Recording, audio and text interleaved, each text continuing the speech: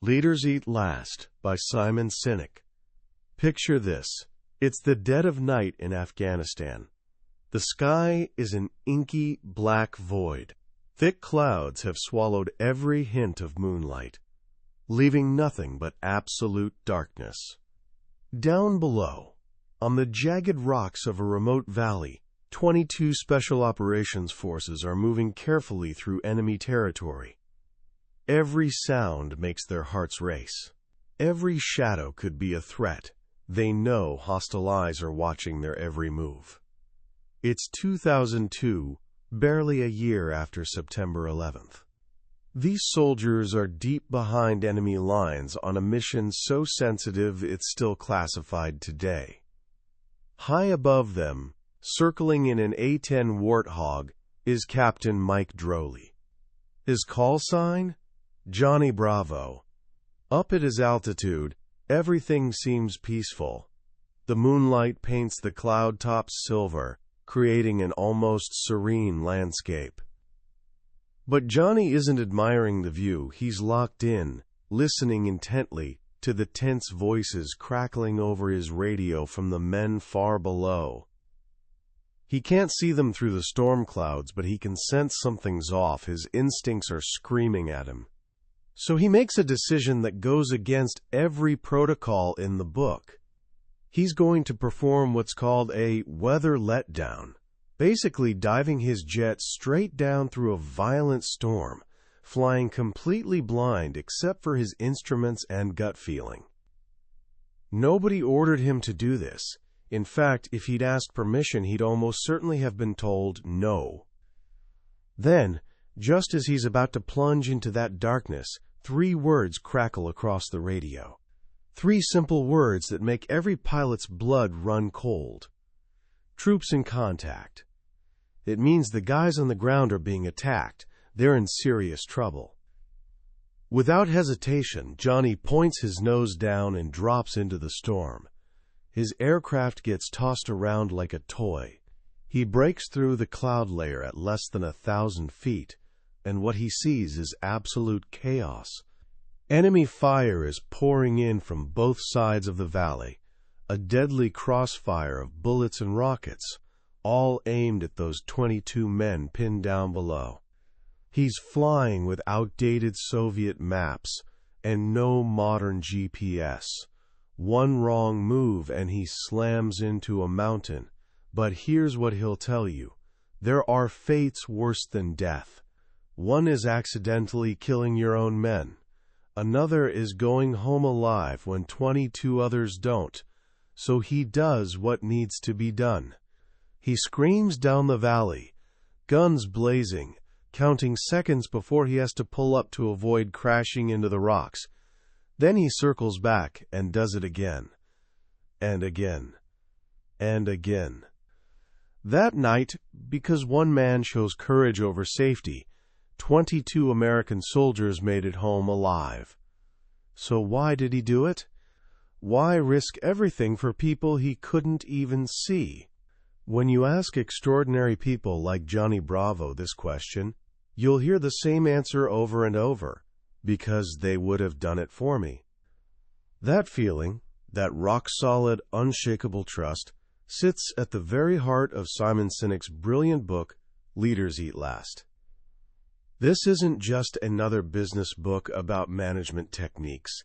It's a deep dive into the biology of leadership itself. It reveals an ancient code, literally written into our DNA, that explains why some teams become unbreakable, while others crumble at the first sign of pressure. By the time we're done today, you'll understand the powerful, invisible chemicals driving every human behavior. You'll discover why you feel happy, why stress overwhelms you, and why you die for some people but barely trust others.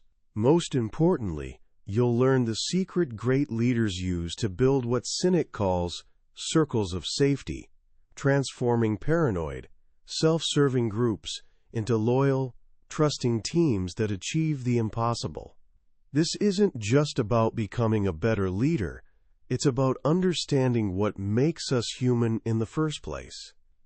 Let's start with a question you've probably asked yourself. Why do some of us jump out of bed Monday morning excited about work, while others hit snooze 5 times, dreading the day ahead? Why do some teams feel like family, while others feel like a group of strangers just trying to survive until Friday? We usually blame the work itself, or the pay, or the office coffee.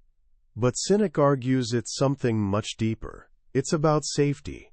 Not physical safety, but the feeling of being protected and valued.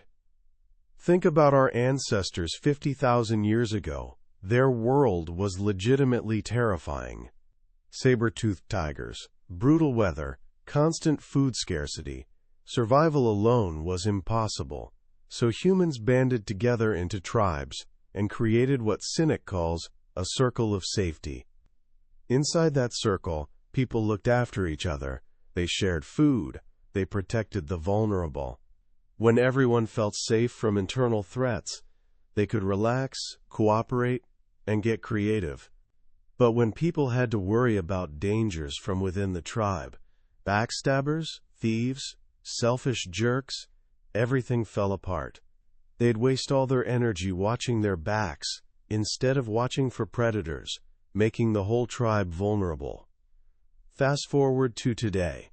The saber-toothed tigers are gone, but the external dangers haven't disappeared. They've just changed shape. Now they're economic downturns, disruptive technology, aggressive competitors. These outside threats are constant and unavoidable. But what about the dangers inside our organizations? The office politics, the fear of speaking up, the nagging feeling that your boss cares more about quarterly numbers than about you, the anxiety that one bad quarter could mean you're out on the street. These internal dangers, Sinek explains, shatter the circle of safety. When that circle breaks, trust evaporates. We become cynical. We hoard information, cover up mistakes, and spend our days protecting ourselves instead of helping the team. The whole organization weakens. A leader's primary job, Sinek argues, isn't to be in charge. It's to protect the circle of safety. To create an environment where people feel safe from internal threats, so they can unite against external ones. This isn't just feel-good philosophy. It's pure biology. Our bodies run on a brilliant system of chemicals that reward behaviors helping the tribe survive. Sinek breaks them into 4 main happy chemicals. Understanding them is like getting the owner's manual for being human. The first 2 are what he calls the selfish chemicals. They're about individual survival and achievement. First up, endorphins. Their job is masking physical pain. Ever heard of a runner's high? You're exhausted, your legs are screaming, but somehow you feel amazing. That's endorphins at work.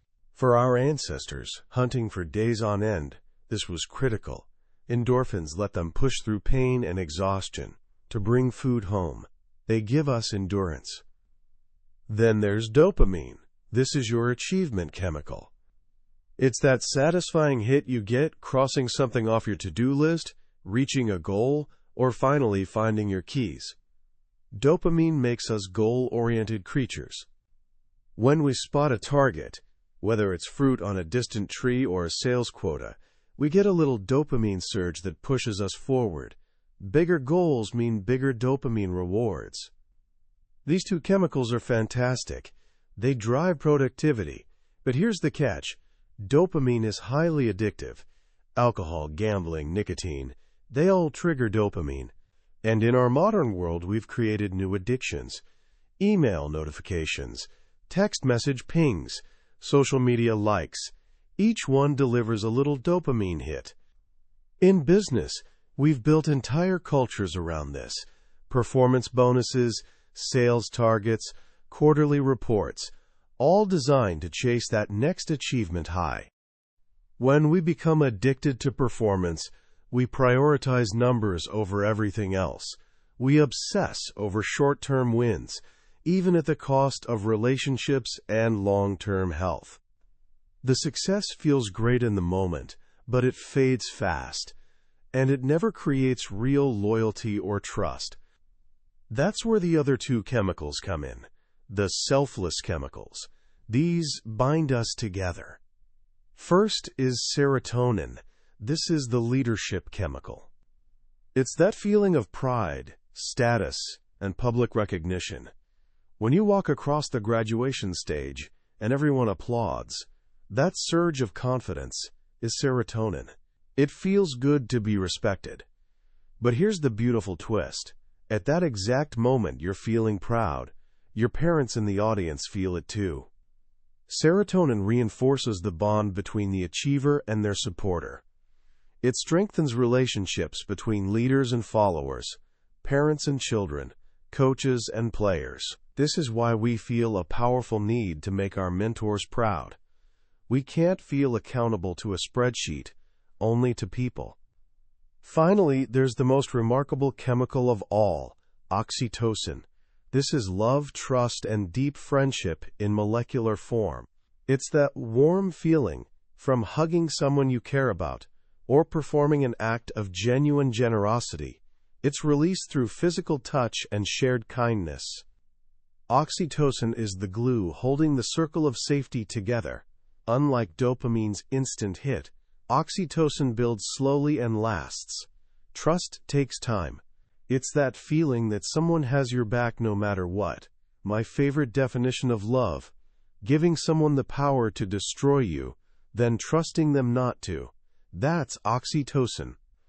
When leaders foster trust and generosity, when people feel safe being vulnerable, oxytocin flows. It boosts immune systems, enhances problem-solving, and creates deep belonging. It's why people turn down higher-paying jobs to stay with teams they love. So you've got these four chemicals: two pushing individual achievement, two binding us together in service of others. A healthy, high-performing team, a strong circle of safety, keeps all four in balance. But too many modern organizations are completely off balance. We've become dopamine addicts, starving for the lasting fulfillment of serotonin and oxytocin. What happens when the balance breaks? Enter the fifth chemical, cortisol. Cortisol is our built-in alarm system. It's stress and anxiety in chemical form. That dread you feel hearing a strange noise at night, or getting a terse email from your boss marked urgent. Cortisol puts you on high alert for threats. It's designed as a short burst. Flood your system, deal with danger, then fade away. But in a broken circle of safety, the threat never ends. Office politics, fear of layoffs, pressure to hit impossible targets. It's like a constant cortisol drip into your veins, and this is devastating. Cortisol actually blocks oxytocin release. In other words, when we're stressed and scared, our capacity for empathy and trust shuts down. We become selfish, paranoid, and uncooperative. Our bodies literally go into survival mode. And it's killing us. Sinek points to the famous Whitehall studies showing that job stress isn't determined by workload, but by how much control people feel they have. Lower in the hierarchy means less control, which means higher stress and increased risk of heart disease. Hating your job where you feel unsupported can be as dangerous as unemployment. Our workplaces are literally making us sick. This is reality for millions. So how do we fix it? How do we build that circle of safety? This is where the book's title comes in, Leaders Eat Last. It comes from a Marine Corps tradition. At mealtime, the most junior Marines eat first. The most senior officers eat last. It's not written in any manual. It's cultural DNA. And it's profoundly symbolic. The perks of leadership, better pay, bigger office, aren't rewards for being in charge. They're compensation for your willingness to put your people's needs before your own. True leadership isn't about being in charge. It's about taking care of those in your charge. The price of leadership is self-interest. It's willingness to run toward danger, to sacrifice what's yours to protect what's ours. When people feel their leaders will make that sacrifice, they'll offer blood, sweat, and tears in return. They'll work tirelessly to realize the vision and proudly call themselves followers. This isn't just military philosophy. The book overflows with stories of leaders living this out. Take Bob Chapman, CEO of manufacturing company Barry Wehmiller. When he took over a struggling South Carolina factory, he found a place that felt like a prison. Factory workers punched time clocks, waited for bells to signal breaks, even needed permission to use a payphone. Office workers, meanwhile, were treated like trusted adults. Two different companies, under one roof. Chapman saw this was crushing people's spirits, so he did something radical. He ripped out the time clocks, eliminated the bells, removed the locked cages around spare parts, and told workers to take what they needed on trust. He treated them like human beings. The transformation was remarkable. People started caring for each other. When one employee's wife got sick and he couldn't afford time off, colleagues donated their own vacation days, previously against policy. Trust became standard. The company thrived. Revenue soared, not from strategy, but because people felt valued. As Chapman says, every employee is someone's son or daughter. A leader's responsibility is caring for them as if they were your own. Then there's Costco. In an industry notorious for poverty wages and high turnover, Costco pays nearly double the federal minimum wage. It provides health insurance to almost everyone and promotes managers from within, often starting them as cashiers. Wall Street analysts have criticized them as too generous to employees. The results? Costco has among the lowest turnover in retail. Employees are fiercely loyal. And, if you'd invested in both Costco and General Electric under famous rank-and-yank CEO Jack Welch back in the mid-'80s, your Costco investment would have grown twice as fast. Why? Because, as Sinek says, customers will never love a company until employees love it first. The opposite is equally true. The book details Stanley O'Neill's tragic rise to CEO of Merrill Lynch. He despised the company's family culture, seeing it as, quote, soft. He fostered brutal internal competition, pitting people against each other. He isolated himself, taking a private elevator and instructing employees not to speak to him. He created a culture of pure dopamine and cortisol, paranoia, self-interest, and fear. When the 2008 financial crisis hit, the company collapsed. No trust, no loyalty, no one willing to sacrifice for the team. The circle of safety had shattered, and everyone ran for themselves. So if the biology is clear and the examples are powerful, why don't more companies operate this way? Why have we built a world working against our natural wiring? Sinek argues it's a modern problem: abstraction. Think about the famous Milgram experiment from the 1960s. Volunteers were told to administer electric shocks to someone in another room every time they answered incorrectly. The shocks increased progressively to levels marked danger, severe shock. What volunteers didn't know: the person was an actor, and the shocks were fake. When volunteers could hear the person screaming, many refused to continue. But when completely separated, unable to see or hear the person, a horrifying 65% went all the way to maximum voltage. Physical distance, abstraction, allowed good people to do terrible things. In our modern world, we don't need separate rooms for abstraction. We have spreadsheets, data, email. We lead people we've never met. We make decisions affecting thousands who are nothing but numbers on charts. The larger an organization grows, the more abstract it becomes. We stop seeing people and start seeing metrics. Sinek calls this destructive abundance. We have abundant resources and data, but scarce human connection. Like Milgram's volunteers, we become capable of harmful decisions because we can't see consequences. Laying off 10,000 people becomes a necessary cost-cutting measure, not 10,000 families losing their livelihood. This is modern leadership's challenge. How do you fight abstraction? How do you preserve the human element in a world of numbers? Sinek offers simple, powerful principles. First, keep it real. Bring people together. Nothing replaces face-to-face interaction for building trust. Handshakes, shared meals, casual conversations, these release oxytocin and strengthen the circle of safety. Second, keep it manageable. He mentions Dunbar's number. Humans can only maintain about 150 stable relationships. Beyond that, trust breaks down. This explains why small companies are often innovative and tight-knit. Large companies must empower leaders at every level to create smaller, nested circles of safety. Third, meet the people you help. Sinek shares how university fundraisers' performance skyrocketed over 400% after spending just 5 minutes hearing a student explain how their scholarship changed everything. When we see the tangible human impact of our work, it fills us with purpose no bonus ever could. Finally, be patient. Real trust and relationships don't happen overnight.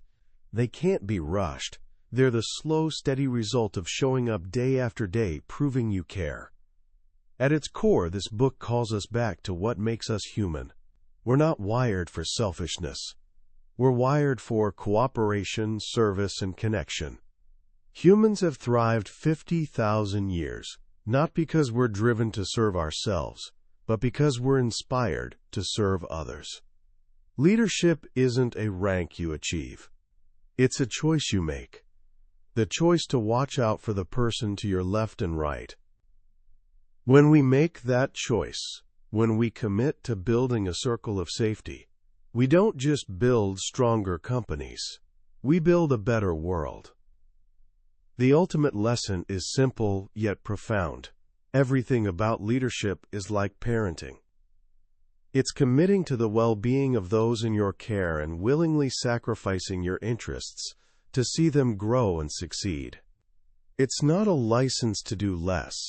It's a responsibility to do more. It takes work, time, and courage.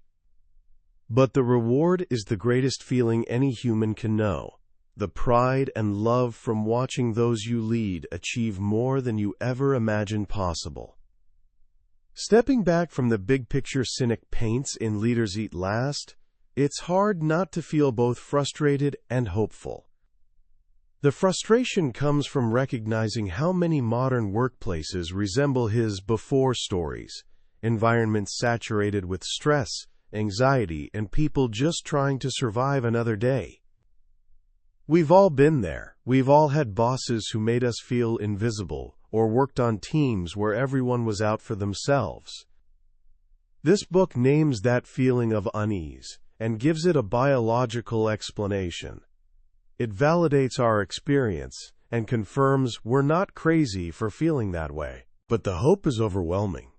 The most powerful lesson for me is that great leadership isn't some mystical gift you're born with. It's not about charisma or genius. It's a series of conscious, learnable choices based on one fundamental principle: empathy. It's about seeing the human beings in your care and choosing to protect them. This idea democratizes leadership. It means anyone, at any level, can choose to be a leader. You don't need a title to look out for the person beside you. You don't need authority to help someone else succeed. You can choose to be the leader you wish you had, right now, today. This book matters so much because we're living in an age of unprecedented abstraction. We connect through screens, measure success in data, and easily forget the human beings behind our decisions. Sinek's work is a powerful antidote. It's a call to put down the spreadsheets and shake someone's hand, to turn off email and actually listen, to remember that business is, at its heart, a human enterprise. So how can you apply these ideas right now? It doesn't require massive reorganization. It starts with small, consistent actions.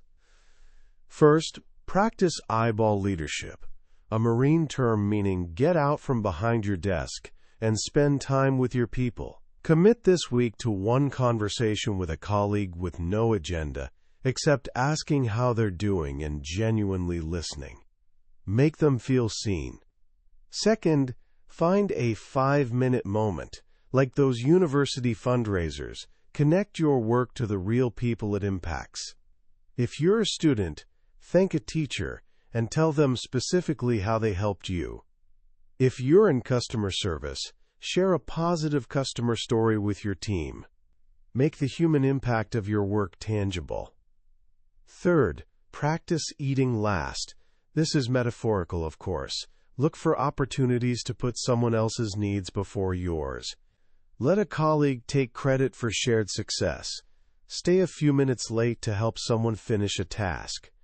Offer your time, your most valuable, non-renewable resource, to someone who needs it. These small acts are trust's building blocks. They're the foundation of the circle of safety. That was a summary of Leaders Eat Last by Simon Sinek. We've explored the core ideas today, but I'll be honest, a summary is like a travel brochure. It shows you beautiful sights, but can never replace actually being there. The real magic happens when you read it yourself. It's in those quiet moments, when a particular story or phrase connects with your experience in unexpected ways. This summary helps you decide if the journey's worth your time. If anything we've discussed resonated with you, I encourage you to grab a copy. Reading it isn't just learning. It's an experience that can genuinely change how you see your role in others' lives. Also, if you found this valuable, please hit that like button and subscribe so you don't miss our next journey into another life-changing book. Let's keep learning and keep leading together.